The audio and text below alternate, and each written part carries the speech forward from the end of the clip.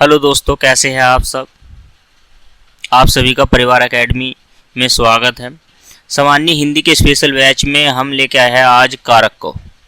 क्या लेके आए हैं आज? कारक की क्लास लेके आए हैं। आज पार्ट फर्स्ट रहने वाला है दोस्तों। अगर आपने हमारे चैनल को सब्सक्राइब नहीं किया है तो पहले चैनल को सब्सक्राइब कर लीजिए, वीडियो को लाइक कर दीजिए और अपने दोस्तों को शेयर कर दीजिए दोस्तों। ठीक, बढ़ते हैं क्लास की ओर, ज़्यादा समय वेस्ट ना करते हुए। तो आज हम बात करने वाले हैं कारक। कारक के बारे में पूरी नॉलेज मैं आपको देने वाला हूं दोस्तों। ठीक, तो चलिए दोस्तों बढ़ते हैं कारक की ओर।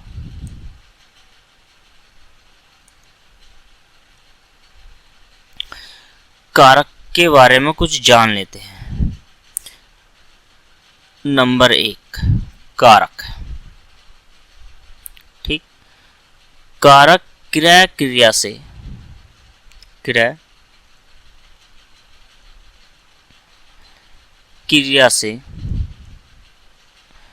बना शब्द है।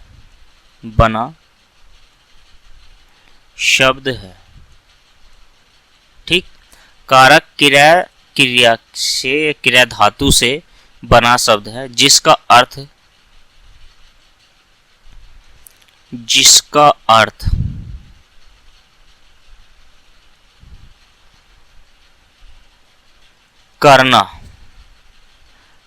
करना होता है।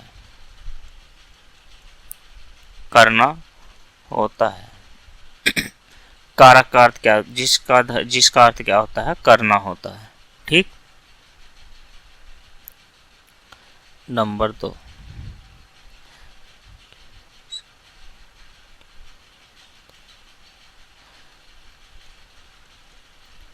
वाक्य में जिसका। ठीक, वाक्य में जिसका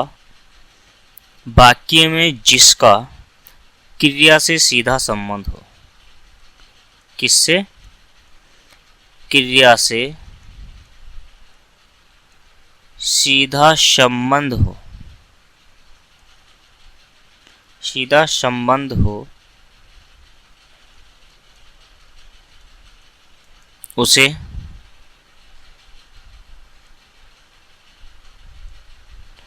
उसे कारक कहते हैं।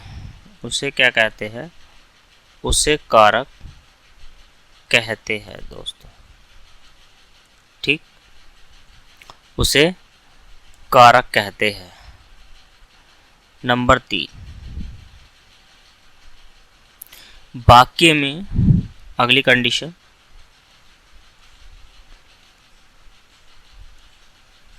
वाक्य में दिए गए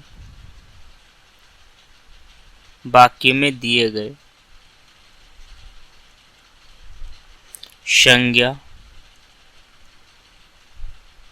सर्वनाम,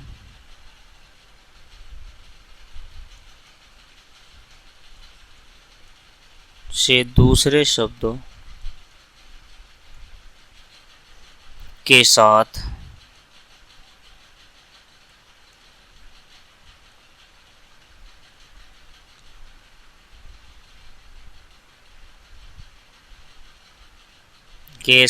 संबंध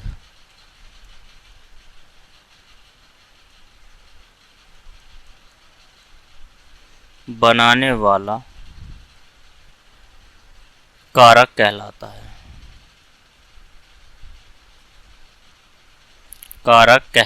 है। ठीक, अगली कंडीशन देख लेते हैं।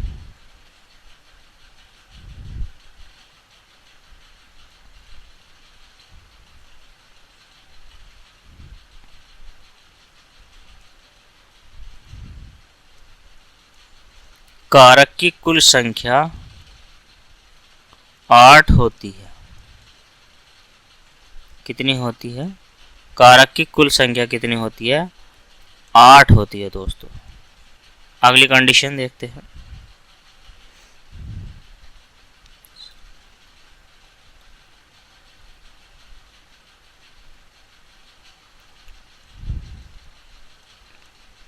कई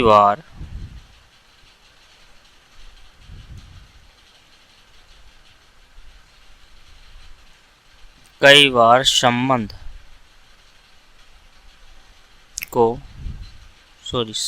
व संबोधन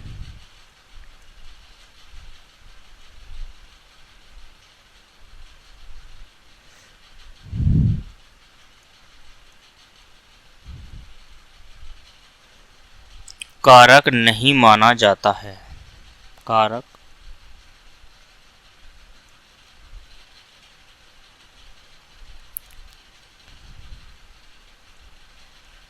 नहीं माना जाता है। कई बार संबंध व संबोधन को कारक नहीं माना जाता है। ठीक, उस समय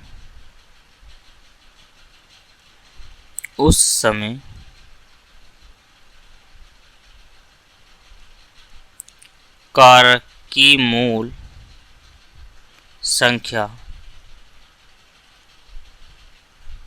मूल संख्या 6 होती है। ठीक, कितनी होती है? जब संबंध व संबोधन कारक को कारक नहीं माना जाता तब कारक की संख्या कितनी होती है दोस्तों? तो कारक की संख्या 6 होती है। ठीक,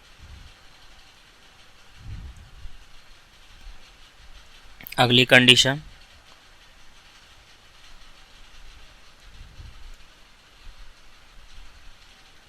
कारक चिन्ह का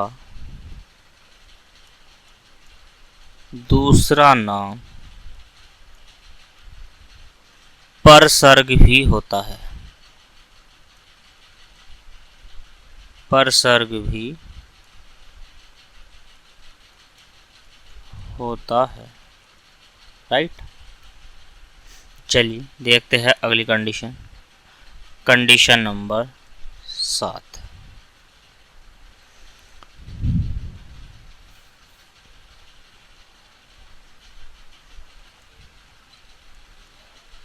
जो क्रिया की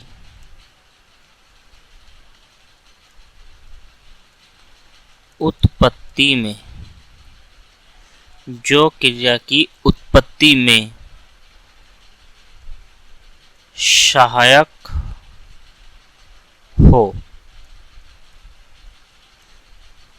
या जो किसी शब्द का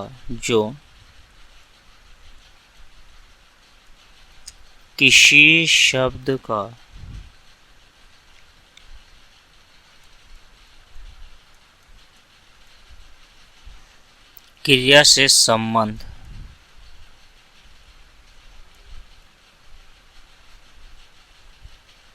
क्रिया का संबंध बताए।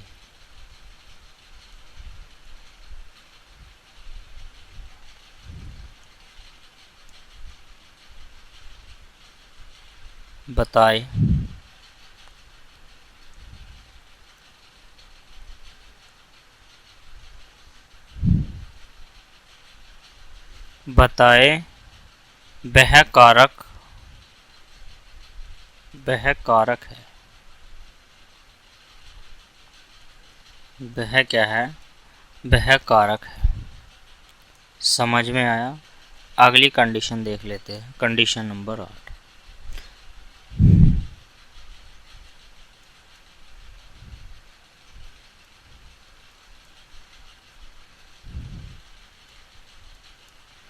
विभक्ति की संख्या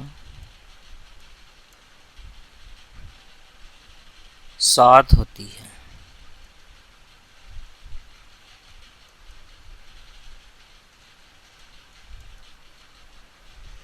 क्योंकि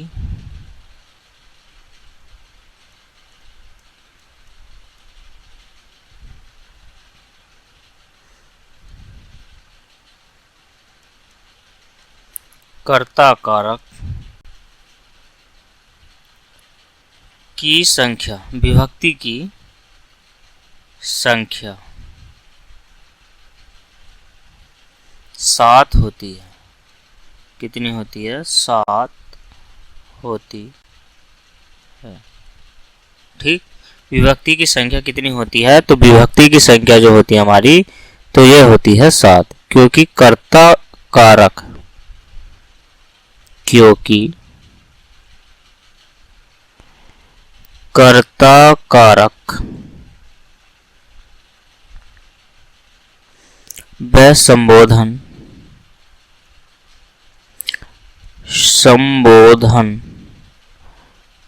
व संबोधन में प्रथम विभक्ति होती है। प्रथम विभक्ति होती है दोस्तों। ठीक।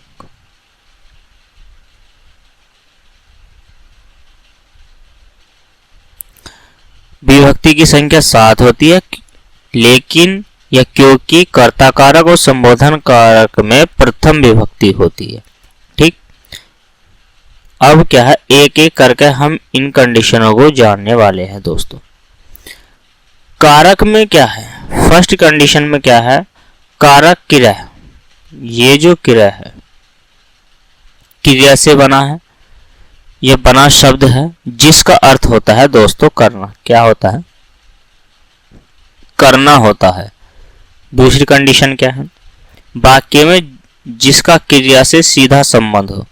क्या हो? सीधा संबंध हो, उससे क्या कहते हैं हम? उसको हम कारक कहते हैं। वाक्य में जिसका क्रिया से सीधा संबंध होता है, उसको हम क्या कहते हैं? उसको हम कारक कहते हैं दोस्तों। ठीक।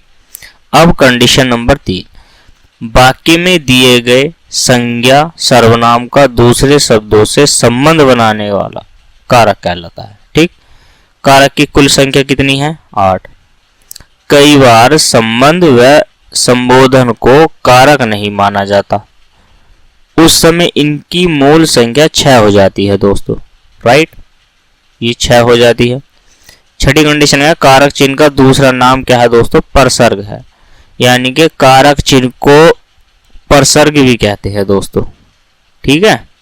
तो आपसे कोई पूछे कारक का दूसरा नाम क्या है, तो आप बताएंगे कि कारक को हम परसर्ग भी बोल देते हैं। ठीक, कहते हैं। कंडीशन नंबर 7, जो क्रिया की उत्पत्ति में सहायक हो या जो किसी शब्द का क्रिया से संबंध बताए, उसको हम क्या कहते हैं? कारक कहते हैं। कंडीशन नंबर 8, विभक्ति की कुल संख्या 7 होती है, क्योंकि कर्ता कारक व संबोधन कारक में प्रथम विभक्ति होती है। ठीक। अब क्या है, अब हमें जरा इन थोड़ी सी बातों का ध्यान रखना। ठीक। पहले हम लिखेंगे यहाँ पे कारक। अब विभक्ति में आपको लिखूंगा, सब चीजें मैं आपको करवाने वाला हूं दोस्तों। तो ठीक, तालिका बना लीजिए आप, या हम जो लिखेंगे वो क्या है? पहले लिखेंगे हम कारक। कारक के बाद फिर हम लिखेंगे चिन्ह। चिन्ह यानी कि निशान या परसर्ग, या क्या लिखेंगे? परसर्ग, या उसको क्या लिखेंगे? परसर्ग। फिर क्या लिखेंगे? इसके बाद हम लिखेंगे विभक्ति। क्या लिखेंगे दोस्तों? विभक्ति लिखेंगे।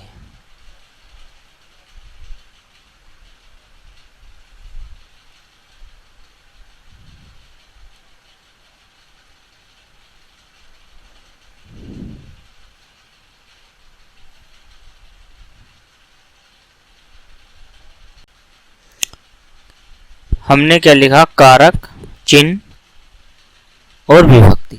ठीक। इसमें क्या है, हमें नंबर 1 लिखना है। नंबर 1 कारक। ठीक। पहला जो कारक है तो वो कौन सा कारक है? कर्ता कारक। ठीक। क्या है? कर्ता कारक। अब कर्ता कारक जो है दोस्तों, नंबर 1 कर्ता कारक हो गया। नंबर 2 जो है वो कर्म कारक हो गया। क्या हो गया? कर्म कारक हो गया दोस्तों। ठीक। और नंबर 3 जो हो गया वो हो गया तुम्हारा करण कारक। करण कारक, नंबर 3 करण कारक हो गया। और नंबर 4 जो हो गया दोस्तों तुम्हारा, नंबर 4 कौन सा होता है? संप्रदान कारक। ठीक, संप्रदान कारक, नंबर 4 संप्रदान कारक। और नंबर 5 जो होता है दोस्तों, तो वो कौन सा होता है? अपादान कारक। अपादान कारक। ठीक, और नंबर 6 जो होता है, तो नंबर 6 कौन सा हो गया? संबंध कारक। संबंध कारक। ठीक, और नंबर 7 जो होता है वो कौन सा आता है? अधिकरण कारक। अधिकरण कारक, नंबर 7 अधिकरण। और नंबर 8 जो होता है, तो वो होता है संबोधन कारक। कौन सा होता है? संबोधन, संबोधन कारक। ठीक, संबोधन कारक। अब इनकी विभक्ति लिखनी है, चिन्ह लिखना है, प्रसर्ग लिखना है दोस्तों। ठीक, तो कर्ता कारक की चिन्ह या विभक्ति हुई है वो क्या होगी? तो कर्ता कारक, कर्ता ने। ठीक, कर्ता ने कर्म को, कर्ता ने कर्म को करण से, ठीक, करण से या से द्वारा के लिए आता है, लेकिन साधन या माध्यम के लिए होता है। संप्रदान को,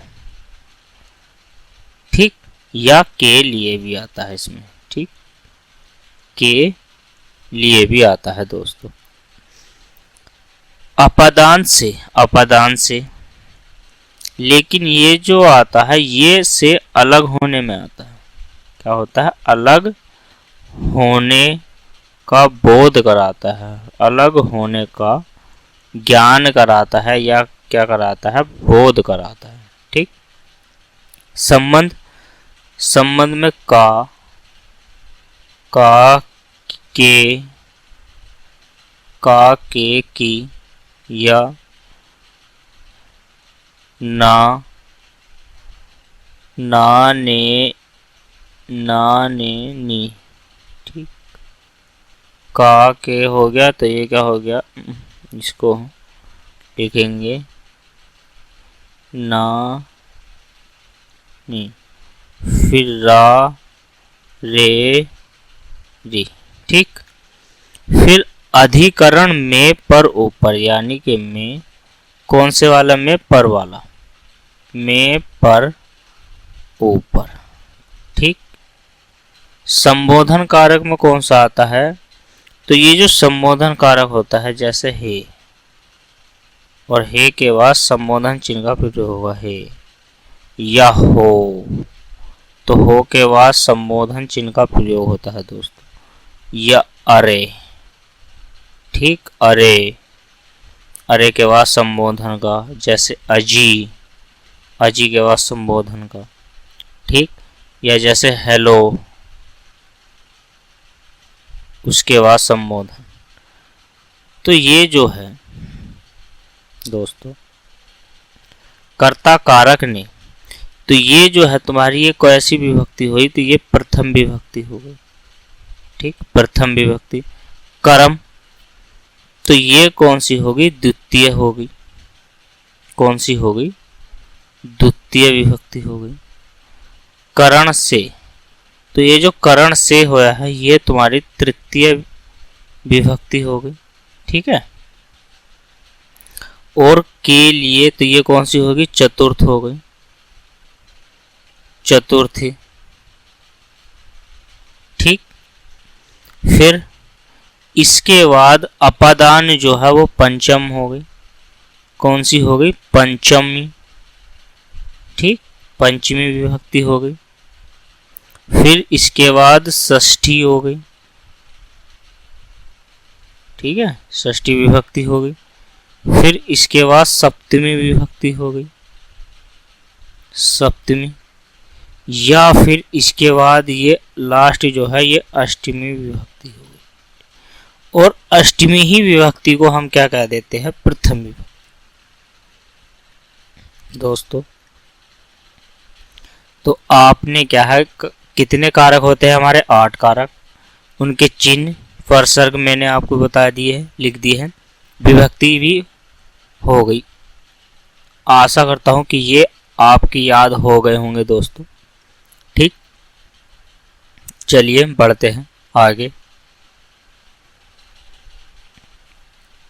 अब क्या करेंगे हम, अब हम इनको एक एक करके जानेंगे। ठीक, एक एक करके हम इनके बारे में जानने वाले हैं दोस्तों, एक एक करके जानेंगे कि कर्ता कारक के बारे में। ठीक, हेडिंग बना के लिखिए दोस्तों, कर्ता कारक।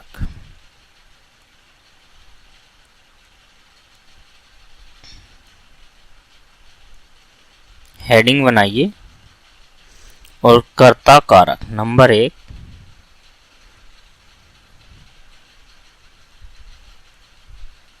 कर्ता कारक। ठीक,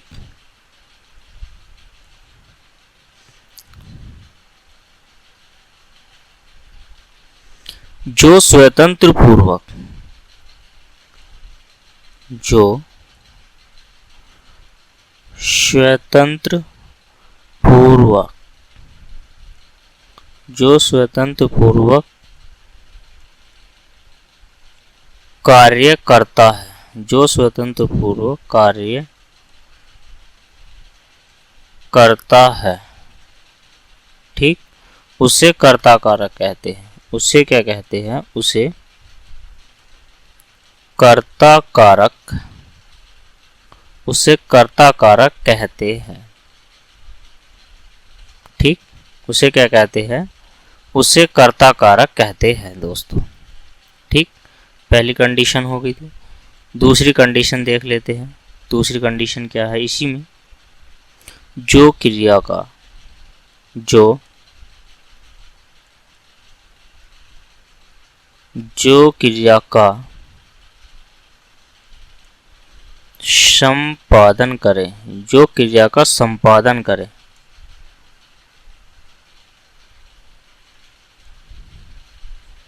कर्ता कारक कहलाता है। ठीक, कहलाता है। जो क्रिया का संपादन करता है तो वो क्या है दोस्तों, कर्ता कारक कहलाता है। कारक चिन्ह जो है इसका दोस्तों, कर्ता कारक का कारक चिन्ह क्या है, ने। क्या है, ने। और ये कौन सी विभक्ति हो गई, ये होगी प्रथम विभक्ति। ठीक, तो ये कौन सी विभक्ति होगी दोस्तों, प्रथम विभक्ति हो गई। जैसे में देख लेते हैं एग्जाम्पल के रूप में। नंबर 1,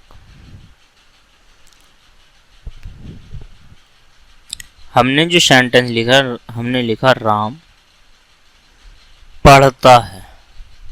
ठीक, राम पढ़ता है। दूसरे का ले लेते हैं, गीता, गीता गाती है। गीता गाती, गीता गाती है। नंबर 3, मोर नाचता है। मोर नाचता है। सेंटेंस आपके सामने है। कर्ता कारक क्या है, कर्ता कारक जो स्वतंत्र पूर्वक कार्य करता हो उसे कर्ता कारक कहेंगे, या वहां पे जहां पे स्वतंत्र पूर्वक कार्य हो रहा हो वहां पे कर्ता कारक होता है दोस्तों। फर्स्ट कंडीशन होगी। दूसरी क्या है, जो क्रिया का संपादन करे उसे कर्ता कारक कहते हैं। और कर्ता कारक के जो विभक्ति चिन्ह है, कारक चिन्ह है, तो वो क्या है? नहीं। सेंटेंस राम पढ़ता है, ठीक, राम पढ़ता है, गीता गाती है, मोर नाचता है। ये कर्ता कारक के उदाहरण हैं दोस्तों, ठीक, कर्ता कारक के उदाहरण है। इसके बाद अगर हम बात करेंगे नंबर 2 के बारे में, किसके बारे में? नंबर 2। कर्ता के बाद कौन सा आ गया? कर्म, ठीक, कर्म कारक। अब क्या है? कर्म कारक। इसकी जो कारक चिन्ह है, इसका जो दोस्तों कारक चिन्ह हुआ है, तो वो क्या है? कारक चिन्ह की अगर मैं बात करता हूं इसके, तो कारक चिन्ह कौन सा है? कर्ता ने, तो ये क्या आ गया? कर्म को। तो कारक चिन्ह क्या हो गया दोस्तों? तो ये हो गया को, ठीक। और ये कौन सी विभक्ति हो गई? तो ये हो गई द्वितीय विभक्ति, द्वितीय विभक्ति, ठीक, द्वितीय विभक्ति हो गई। द्वितीय विभक्ति के बाद इसकी कंडीशन थोड़ी सी जरा जान लेते हैं।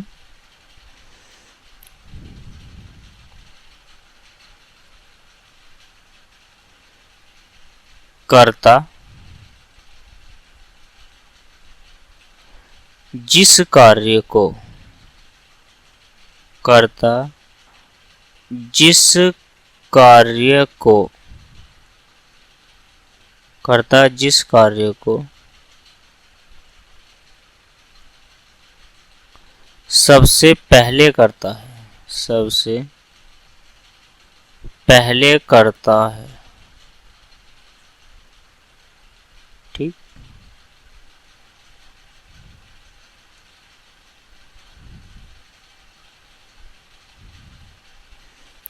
अगली कंडीशन,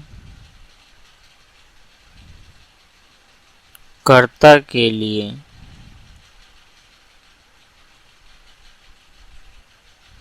कर्ता के लिए जो सबसे, कर्ता के लिए जो सबसे अभिष्ट, जो कर्ता के लिए सबसे अभिष्ट या इष्ट या इच्छित, क्या हो? इच्छित, इच्छित है।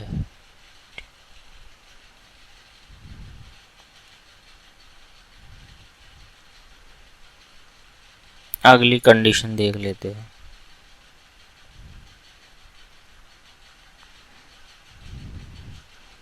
कर्ता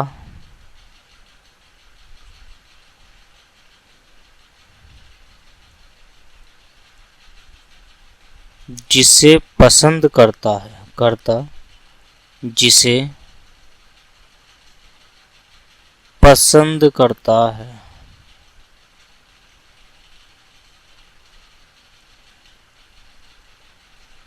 ठीक।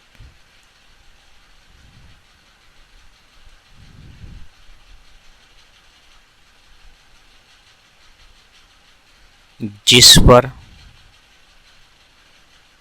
क्रिया, क्रिया यानी के काम का फल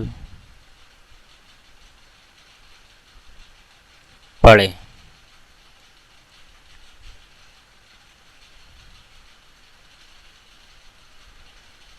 कर्म कारक कहलाता है।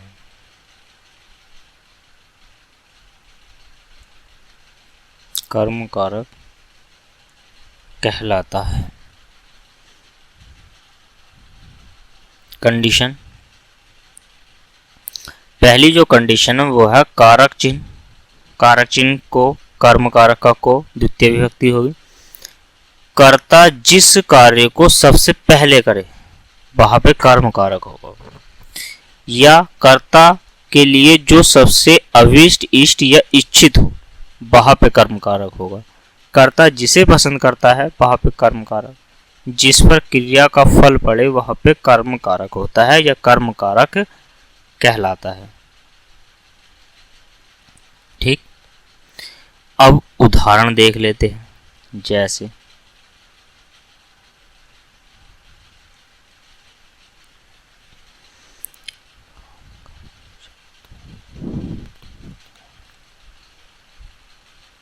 राम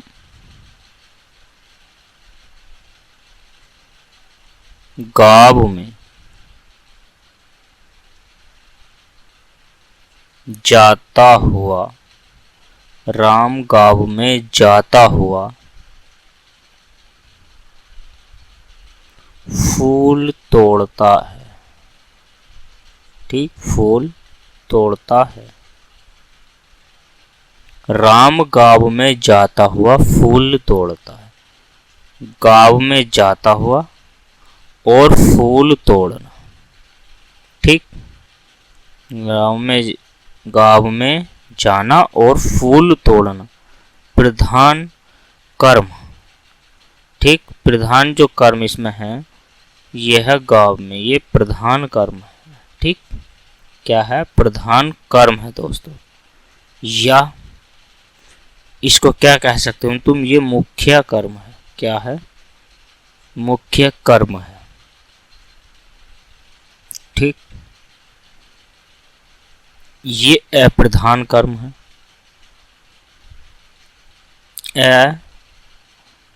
अप्रधान कर्म। ठीक, ये अप्रधान कर्म है। या इसको क्या कह सकते हैं? अप्रधान कर्म को गौण कर्म कहते हैं। क्या कहते हैं? गौण। दूसरा नाम है दोस्तों गौण कर्म। ठीक, इसका जो दूसरा नाम हुआ तो वो क्या हुआ दोस्तों? गौण कर्म। ठीक, सेंटेंस समझ में आया? अच्छी बात है। तो अब आप क्या करोगे? अब आप नोट डालोगे। नोट डाल के मेरे साथ लिखेंगे। ठीक, नोट लिखिए। कर्म कारक, कर्म कारक यानी कि दो प्रकार का होता है। दो प्रकार का होता है। कर्म कारक जो है दोस्तों दो प्रकार का होता है। ठीक, कौन कौन से दो प्रकार होते हैं ये आप लिख लीजिए। कौन कौन से दो प्रकार होते हैं? नंबर 1 प्रधान कर्म।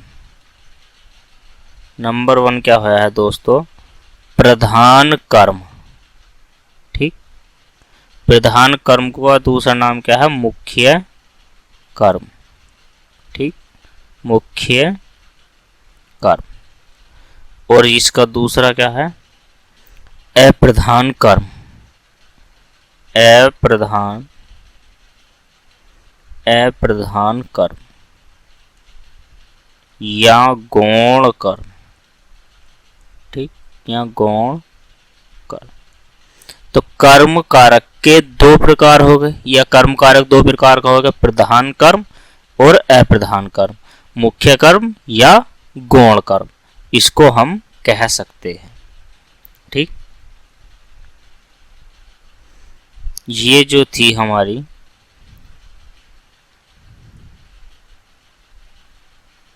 ये हमारी फर्स्ट शर्त थी। क्या? फर्स्ट शर्त। फर्स्ट शर्त। ठीक, अब जो हम बात करने वाले हैं इसकी कर्म कारक की दूसरी।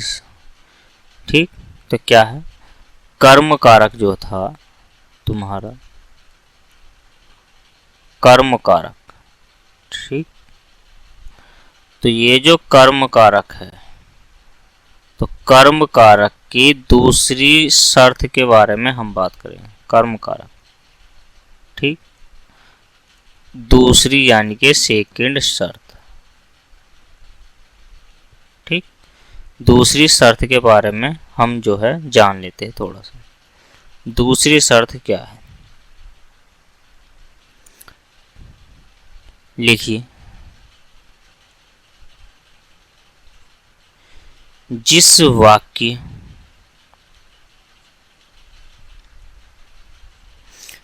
वाक्य में दोनों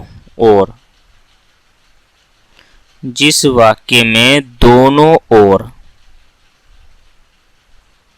या समीप, ठीक, या निकट, आसपास,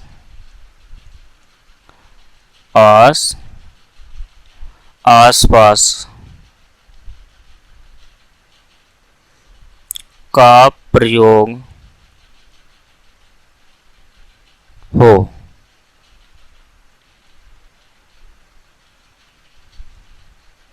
वे वाक्य कर्म कारक के होते हैं। वे वाक्य कर्म कारक होते हैं। वे वाक्य कर्म कारक के होते हैं, ठीक। जिन वाक्यों में दोनों ओर, समीप, निकट, आसपास का प्रयोग हो, तो वे सेंटेंस या वाक्य कैसे होंगे दोस्तों? तो वे जो होंगे वे कर्म कारक के होंगे या कर्म कारक का उदाहरण होंगे, ठीक। जैसे में देखते हैं एग्जाम्पल में, ठीक। जैसे में नंबर 1,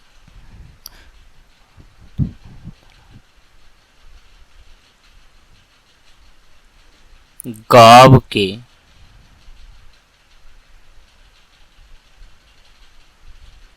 दोनों ओर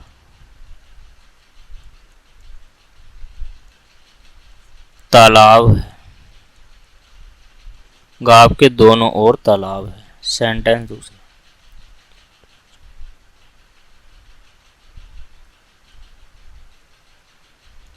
विद्यालय के चारों ओर पेड़ है, ठीक। सेंटेंस तीसरा, मेरे घर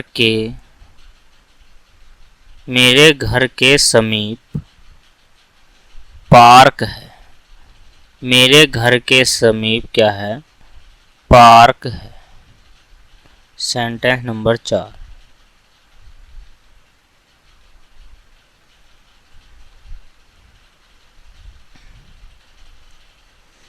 गांव के आसपास से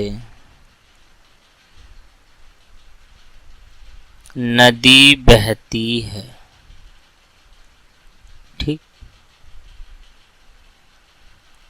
अब इन सेंटेंस में क्या है? गांव के दोनों ओर से, तो दोनों ओर आया है तो सेंटेंस कर्म कारक का। विद्यालय के चारों ओर आया है तो चारों ओर पेड़ है। गांव के दोनों ओर तालाब है, सेंटेंस होया तो कर्म कारक का।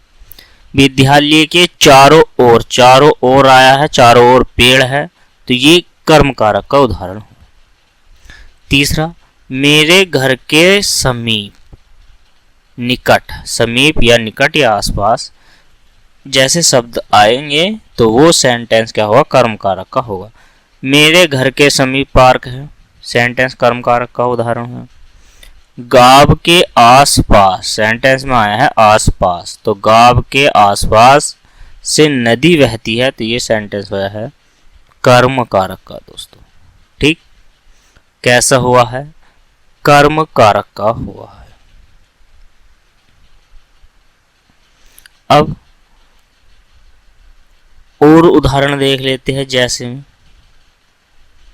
और उदाहरण देख लेते हैं कर्म कारक के ही। कर्म कारक के उदाहरण और देख लेते हैं। नंबर 1,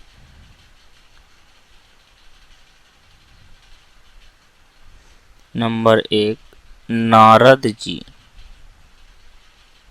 नारद जी केले खाते हैं। केले खाते हैं। दूसरा, मोर सांप को खाता है। तो मोर जो है सांप को खाता है। सेंटेंस नंबर तीसरा,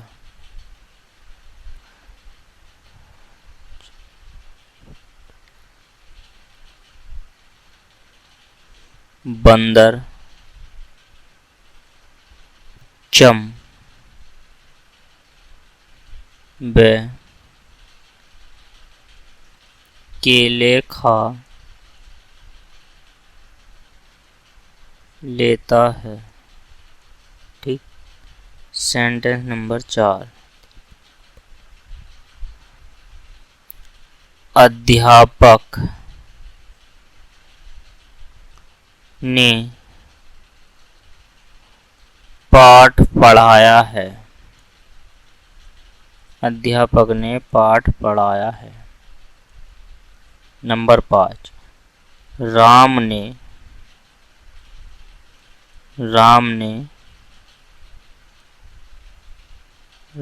ने पुस्तक पढ़ी। ठीक।